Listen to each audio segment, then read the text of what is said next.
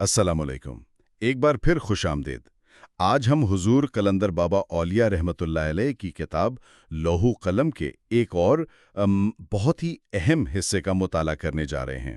وعلیکم السلام۔ جی ہاں، آج ہماری گفتگو صفحات 86 سے 90 پر مرکوز رہے گی۔ اور ان صفحات میں تو روحانیت کے بڑے کلیدی تصورات زیر بحث آئے ہیں۔ بالکل، خاص طور پر سالک اور مجذوب، ان کے بارے میں بہت کچھ سمجھنے کو ملے گا۔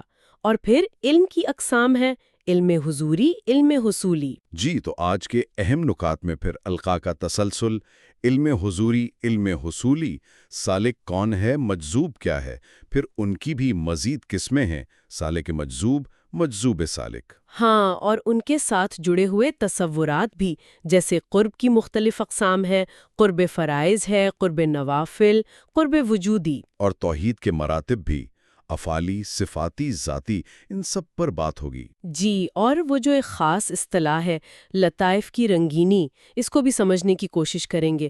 پھر مرتبہ احسان ہے، نور قدس، نور نبوت۔ عالم تحقیق، عالم مخفی، جذب کیا چیز ہے، نسبت علمیہ کیا ہے، اور آخر میں وصول اللہ، یعنی اللہ تک رسائی کیسے ہوتی ہے۔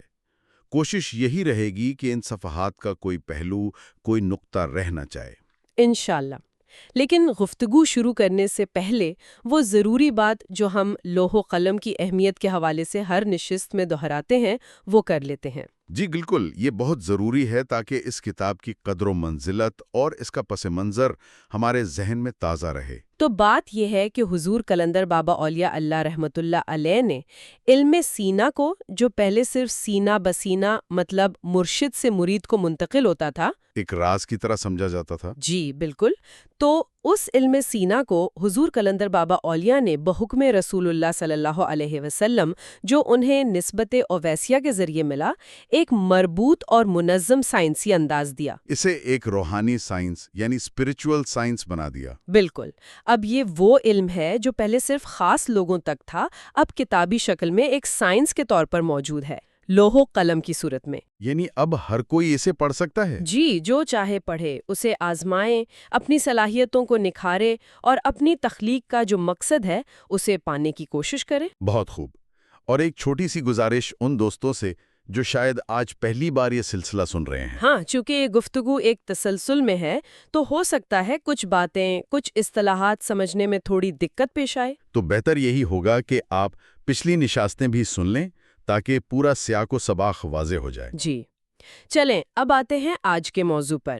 پچھلی بار ہم نے القاء یعنی انٹیویشن پر بات ختم کی تھی۔ ہاں، ہم نے اس کے 4 مراحل سمجھے تھے کہ کیسے اللہ کے علم سے بات لوح محفوظ تک آتی ہے، پھر جو کے لینس سے گزرتی ہے، اور شکل صورت اختیار کرتی ہے، اور پھر عالم ناسود یعنی ہماری اس دنیا میں جگہ، وقت اور احساس کے ساتھ ظاہر ہوتی ہے۔ بالکل، اور ان مراحل کو وہمہ، خیال، تصور، احساس یا پھر تجلی، نور، روشنی اور رنگ سے بھی تعبیر کیا گیا تھا، اور اس سارے نظام کی جانکاری رکھنے والی قوت کو قوت القاء کہا گیا تھا۔ تو آج ہم اسی القاء سے حاصل ہونے والے علم کی اقسام پر بات شروع کر رہے ہیں۔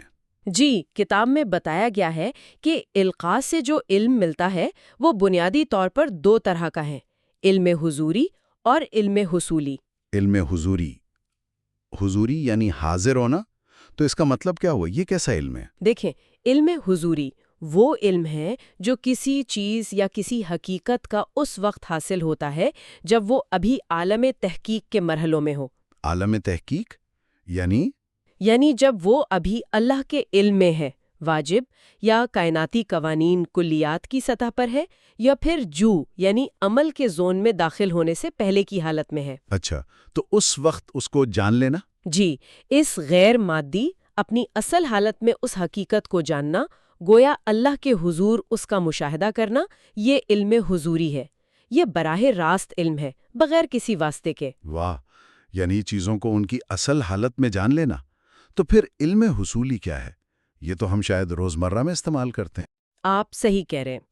علم حصولی وہ علم ہے جو ہم اپنے ظاہری حواس سے، تجربے سے، مشاہدے سے، عقل سے حاصل کرتے ہیں۔ جیسے کتابیں پڑھنا، سائنس سیکھنا، کسی سے سننا۔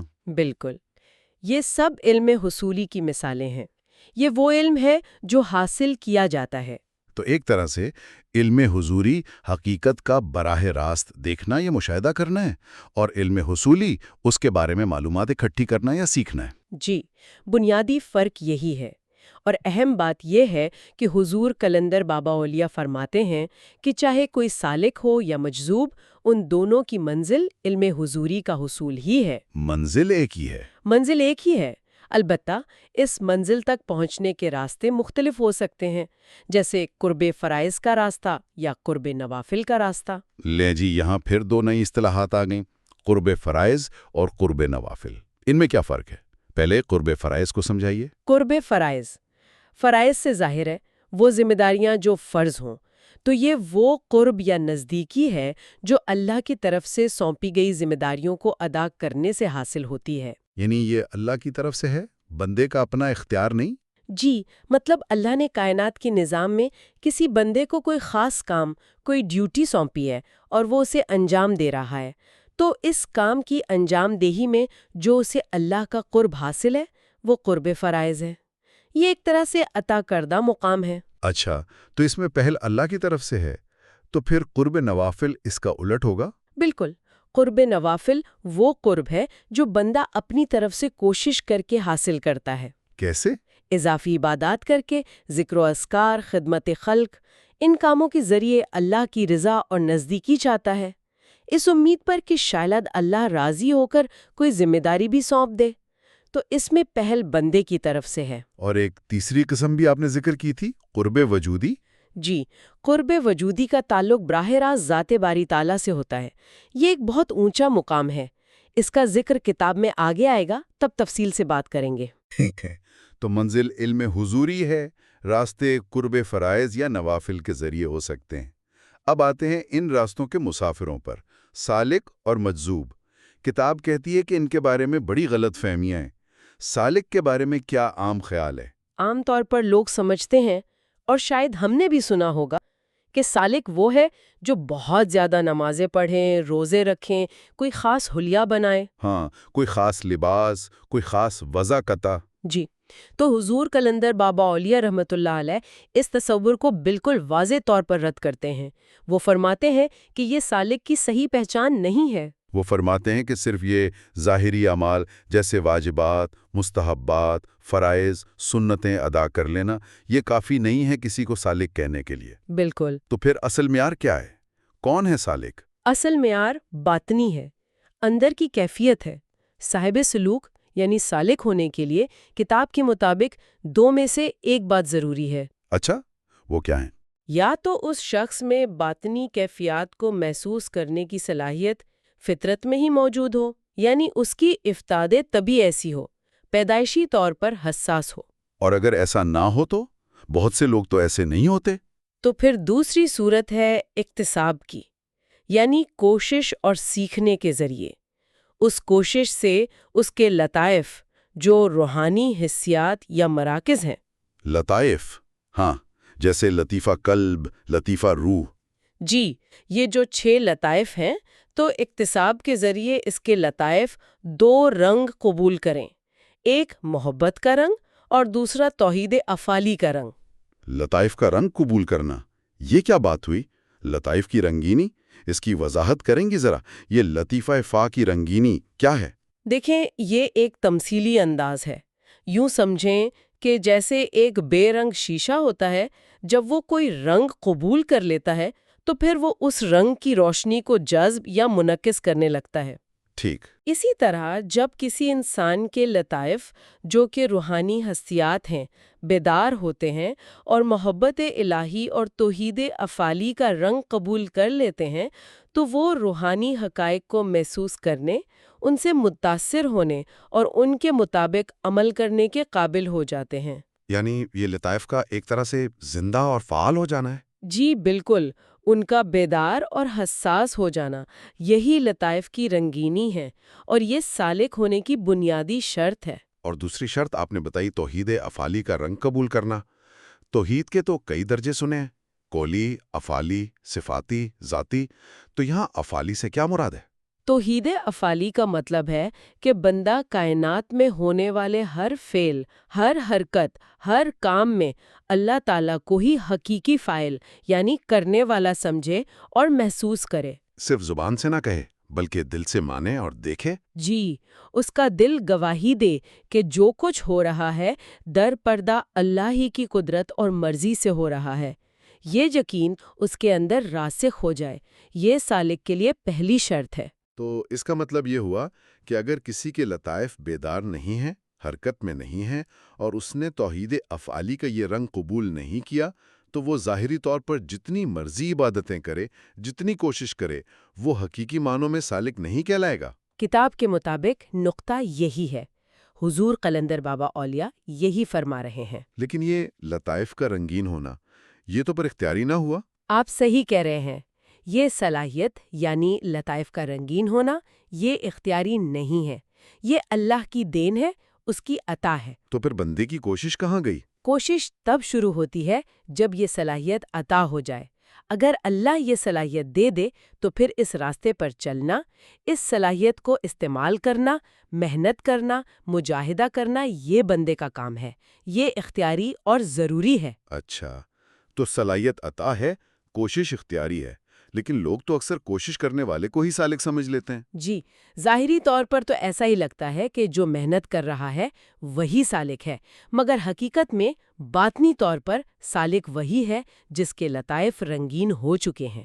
اور جتنے لطائف رنگین ہوں گے اتنا ہی وہ اللہ کی طرز فکر، اللہ کی منشا کے قریب ہوگا۔ بالکل، اتنا ہی اس کا تعلق گہرا ہوگا۔ یہاں ایک اور بہت اہم فرق بتایا گیا ہے سالک اور شیخ یا صاحب ولایت میں۔ عام طور پر لوگ ان کو شاید ایک ہی سمجھ لیں۔ جی ہاں، یہ بہت اہم نکتہ ہے۔ حضور قلندر بابا اولیاء رحمۃ اللہ فرماتے ہیں کہ جو شخص اس مقام پر ہے، یعنی جس کے لطائف رنگین ہیں، اور وہ توحید افعالی کو سمجھتا اور محسوس کرتا ہے، وہ صرف سالک کہلانے کا مستحق ہے۔ صرف سالک؟ جی، شیخ یا صاحب ولایت کا درجہ اس سے آگے ہے۔ شیخ یا ولی وہ ہے جو توحید افعالی کے مرتبے سے ترقی کر کے توحید صفاتی تک پہنچ چکا ہو۔ توحید صفاتی یعنی اللہ کی صفات کی معرفت؟ جی، جو اللہ کی صفات کو جانتا ہو، ان کی معرفت رکھتا ہو اور ان صفات کا مظہر بن رہا ہو۔ وہ شیخ یا صاحب ولایت ہے۔ یہ تو سالک کی بہت ہی واضح اور گہری تصویر سامنے آئی ہے، جو عام تصور سے بالکل مختلف ہے۔ جی، الحمدللہ۔ اب آتے ہیں دوسری اہم شخصیت کی طرف، مجذوب۔ اس کے بارے میں تو شاید سالک سے بھی زیادہ غلط فہمیاں پائی جاتی ہیں۔ لوگ کسے مجذوب سمجھتے ہیں؟ بالکل، مجذوب کا نام آتے ہی ذہن میں اکثر ایک ایسے شخص کا تصور آتا ہے جو دنیا سے بے خبر ہو، اپنے حال میں مست، کبھی پریشان حال، بکھرے بال، میلے کپڑے، یعنی بظاہر حواس باختہ۔ ہاں، جسے لوگ کبھی کبھی پاگل یا اللہ لوگ بھی کہہ دیتے ہیں۔ جی، تو حضور قلندر بابا اولیاء فرماتے ہیں کہ یہ شدید غلط فہمی ہے۔ مجذوب کا مطلب یہ ہرگز نہیں ہے۔ مجذوب کا لفظ نکلا ہے جذب سے۔ جذب یعنی کھینچنا، اپنی طرف کھینچ لینا، اٹریکشن۔ بالکل، مجذوب وہ ہے جسے اللہ نے اپنی طرف کھینچ لیا ہو، جذب کر لیا ہو۔ یہ کیفیت بھی اختیاری نہیں ہے، یہ اللہ کا اپنا انتخاب ہے، اس کی خاص عطا ہے۔ تو یہ جذب کی کیفیت کیسے حاصل ہوتی ہے؟ سالک تو قرب نوافل سے کوشش کرتا ہے۔ مجذوب کو یہ جذب کی صفت قرب نوافل سے نہیں ملتی، یہ یا تو قرب فرائض سے ملتی ہے، یعنی اللہ کی طرف سے کوئی خاص ذمہ داری ادا کرتے ہوئے وہ جذب ہو جاتا ہے، یا پھر قرب وجودی سے۔ قرب وجودی، جی، جس کا آپ نے پہلے اشارہ دیا تھا کہ اس کا تعلق براہ راست ذات سے ہے۔ جی، تو مجذوب کا راستہ قرب فرائض یا قرب وجودی سے تعلق رکھتا ہے۔ اچھا، تو اس کے اندر ہوتا کیا ہے جب وہ جذب ہوتا ہے؟ سالک تو توحید افعالی سے گزر کر صفاتی تک جاتا ہے۔ مجذوب کا کیا معاملہ ہے؟ فرمایا کہ جذب جو ہے وہ ذات میں واقع ہوتا ہے، یعنی ایسا شخص توحید افعالی کے مرحلے سے گزرتا تو ہے لیکن نہ ٹھہرتا نہیں، بلکہ گویا ایک چھلانگ لگاتا ہے۔ چھلانگ؟ کہاں؟ سیدھا توحید ذاتی کی حدود میں۔ وہ براہ راست ذات باری تعالیٰ کی معرفت اور مشاہدے میں گم ہو جاتا ہے۔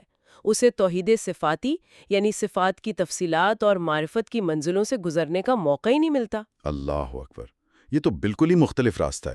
وہ صفات سے ذات تک جا رہا ہے، یہ افعال سے براہ راست ذات میں کھینچ لیا جاتا ہے۔ آپ صحیح کہہ رہے ہیں، یہ ایک طرح کی ڈیوائن شارٹ کٹ کہہ لیں۔ کتاب میں ایک لفظ استعمال ہوا ہے، انسلاخ۔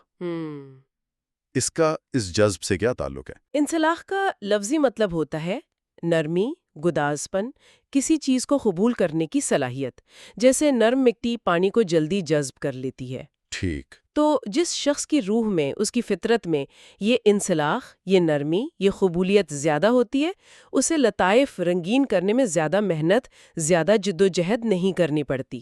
اس کی روح گویا پہلے سے تیار ہوتی ہے۔ تو اس نرمی یا انسلاخ کا فائدہ کیا ہوتا ہے مجذوب کے لیے؟ فائدہ یہ ہوتا ہے کہ ایسے شخص پر جس کی روح میں انسلاخ ہو، کسی واقعے کے زیر اثر یا کسی گہری سوچ یا فکر کے نتیجے میں اچانک توحید افعالی منکشف ہو جاتی ہے۔ اچانک؟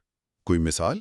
کتاب میں تو نہیں دی، لیکن جیسے ہم سنتے ہیں مہاتما بدھ کے بارے میں کہا جاتا ہے کہ انہوں نے بیماری، بڑھاپا اور موت کو دیکھا تو ان پر زندگی کی حقیقت اور بے ثباتی آشکار ہوئی۔ یہ ایک طرح کا انکشاف تھا۔ اچھا۔ تو ایسا شخص جس پر توحید افعالی منکشف ہوتی ہے، وہ فوراً سمجھ جاتا ہے کہ یہ جو ظاہری دنیا ہے یہ اصل نہیں ہے۔ اس پردے کے پیچھے نور غیب میں ایک اصل حقیقت، تحقق موجود ہے۔ اور یہ دنیا؟ یہ دنیا، یہ کائنات، اس عالم مخفی کا اس اصل حقیقت کا محض ایک سایہ ہے، اور وہ اصل حقیقت، وہ تحقق ہی ہے جس کے اشارے پر یہ سب کچھ چل رہا ہے۔ سبحان اللہ، یہ تو بہت گہری بات ہے۔ جی، اور حضور قلندر بابا اولیاء رحمۃ اللہ فرماتے ہیں کہ قرآن پاک میں جو آتا ہے اللہ اسے اچک لیتا ہے، وہ اسی جذب کی کیفیت کی طرف اشارہ ہے۔ واہ، تو گویا اللہ سے تعلق قائم ہونے کے دو بنیادی راستے ہمارے سامنے آ گئے ان صفات میں۔ ایک جذب کا، جس میں اللہ خود بندے کو کھینچ لیتا ہے، مجذوب بنا لیتا ہے۔ جی۔ اور دوسرا علم کا، جس میں بندہ خود کوشش کرتا ہے، سیکھتا ہے، لطائف رنگین کرتا ہے، توحید افعالی اور پھر صفاتی تک پہنچتا ہے، یعنی سالک کا راستہ۔ بالکل، کتاب یہی دو بنیادی طریقے بتا رہی ہے، جذب اور علم۔ اب گفتگو ایک اور دلچسپ موڑ لیتی ہے۔ کتاب صحابہ کرام اور ابتدائی ادوار کے مسلمانوں کا ذکر کرتی ہے۔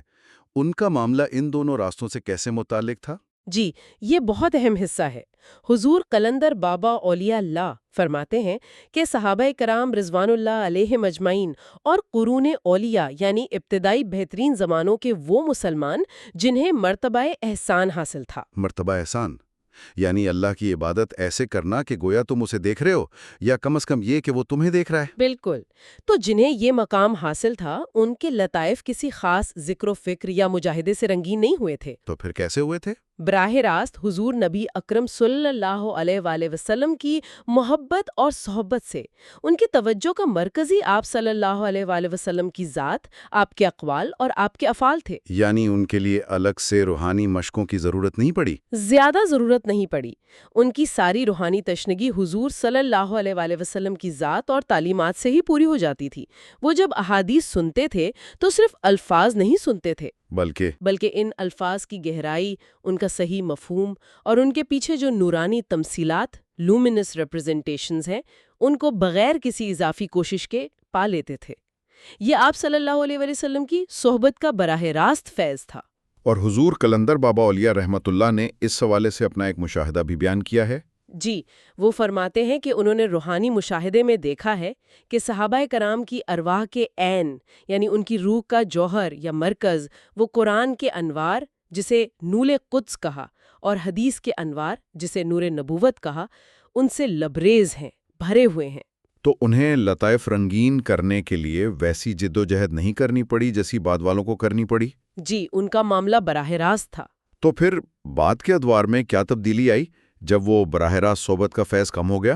تبا تابعین کے دور کے بعد جب لوگوں کے دلوں سے وہ براہ راست نور، وہ کیفیت، وہ تعلق کمزور پڑنے لگا، تو پھر اللہ تک پہنچنے کے یعنی وصول اللہ کے نئے طریقے اور ذرائع تلاش کیے گئے۔ کن بزرگوں نے اس میں اہم کردار ادا کیا؟ کتاب میں مثالیں دی گئی ہیں، جیسے حضرات شیخ نجم الدین کبرا رحمۃ اللہ، شیخ شہاب الدین سہروردی رحمۃ اللہ، خواجہ معین الدین چشتی اجمیری رحمۃ اللہ۔ ان جیسے عظیم اولیاء اللہ نے قرب نوافل کے ذریعے اللہ تک پہنچنے کی نئی راہیں اور نئی طرزیں وضع کیں۔ نئی طرزیں جیسے؟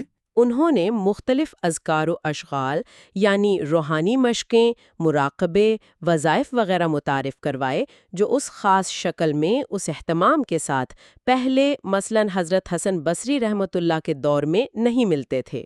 اچھا، تو یہ ایک طرح سے ضرورت کے تحت ہوا؟ جی، زمانے کے بدلتے ہوئے حالات اور لوگوں کی روحانی استعداد کے مطابق ان بزرگوں نے نئے راستے دکھائے۔ اور ان بزرگوں کا راستہ کیا تھا، جذب کا یا علم کا؟ ان بزرگوں نے اللہ سے علمی ربط قائم کرنے پر زیادہ زور دیا۔ علمی ربط؟ یعنی اللہ کی صفات کو جاننے، سمجھنے، ان کی معرفت حاصل کرنے اور ان میں گہرائی سے غور و فکر کرنے کو بنیاد بنایا۔ اسی علمی ربط کو نسبت علمیہ کہا جاتا ہے۔ نسبت علمیہ یعنی علم پر مبنی نسبت یا تعلق؟ بالکل، کیونکہ یہ تعلق زیادہ تر جاننے، علم، سمجھنے اور غور و فکر پر مبنی ہے۔ اس میں ذکر کے ساتھ ساتھ فکر کو بہت اہمیت دی گئی۔ تو یہ راستہ پھر جذب کے راستے سے الگ ہوا؟ جی، یہ راستہ جذب والے راستے سے مختلف ہے اور اس کا تعلق قرب نوافل سے ہے، کیونکہ اس میں بندے کی اپنی کوشش، سعی، محنت اور مجاہدہ شامل ہوتا ہے۔ وہ علم کے ذریعے قرب حاصل کرنے کی کوشش کرتا ہے۔ سبحان اللہ! یہ تو سالک، مجذوب، علم حضوری و حصولی، قرب کے مراتب، توحید کے درجات اور پھر اللہ سے تعلق کے جو دو بنیادی راستے ہیں، جذب اور علم، جسے نسبت علمیہ کہا، ان سب کی تاریخی تناظر میں بہت ہی عمدہ اور واضح وضاحت ہو گئی۔ الحمدللہ، خلاصہ یہی ہے کہ راستے مختلف نظر آتے ہیں، کبھی جذب کا، کبھی سلوک و علم کا، لیکن منزل سب کی ایک ہے، اللہ کا قرب اور اس کی معرفت، یعنی علم حضوری۔ اور ہم نے یہ بھی سمجھا کہ صحابہ اکرام کا مقام کتنا بلند تھا کہ انہیں براہ راست نور نبوت سے فیض ملتا رہا، جبکہ بعد میں آنے والوں کے لیے نسبت علمیہ یعنی علم اور فکر کے ذریعے معرفت کا راستہ زیادہ عام ہوا۔ جی بالکل، اب یہ گراں قدر علم لوح و قلم کی صورت میں ہمارے سامنے موجود ہے۔ ہم نے تو بس اپنی سی ایک ادنا کوشش کی ہے کہ ان صفحات میں بیان کردہ نکات کو آسان لفظوں میں آپ تک پہنچا سکیں۔ یقیناً آپ نے بہت خوبصورتی سے وضاحت کی۔ اب سننے اور پڑھنے والوں کی ذمہ داری شروع ہوتی ہے۔ وہ کیا ہے؟ وہ یہ کہ اب وہ خود کتاب کھولیں، ان صفحات کو یعنی صفحہ 86 سے 90 تک خود بغور پڑھیں، ان پر غور و فکر کریں، اور سب سے اہم بات، ان تعلیمات کو صرف علمی بحث تک محدود نہ رکھیں بلکہ اپنی زندگیوں میں، اپنی سوچ میں، اپنے عمل میں لانے کی کوشش کریں۔ آپ نے بالکل صحیح کہا، علم بغیر عمل کے ادھورا ہے، بلکہ بعض اوقات بوجھ بن جاتا ہے۔ اور یہ جو غور و فکر کرنے کی بات ہے، یہ بذات خود ایک بہت قیمتی عمل ہے۔ جی، ان گہرے روحانی موضوعات کو سمجھنے کی کوشش کرنا یہ دماغ اور روح دونوں کے لیے ایک بہترین ورزش ہے۔ بالکل، اور اسی لیے ایک چھوٹی سی دلچسپ سی تجویز ہے۔ وہ کیا ہے تو وہ خود کو ایک چھوٹا سا انعام دے۔ انعام؟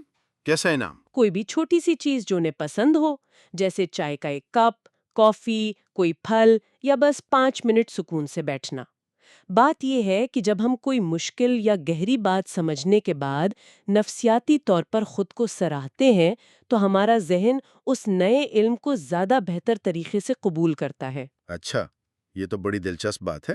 جی، اس سے وہ جو ایک معمولی سی جھجک یا ڈر ہوتا ہے نا نئی اور گہری باتوں کو سمجھنے میں، وہ کم ہوتا ہے اور ذہن مزید سیکھنے کے لیے تیار ہوتا ہے۔ بہت خوب، یہ تو ضرور آزمانا چاہیے۔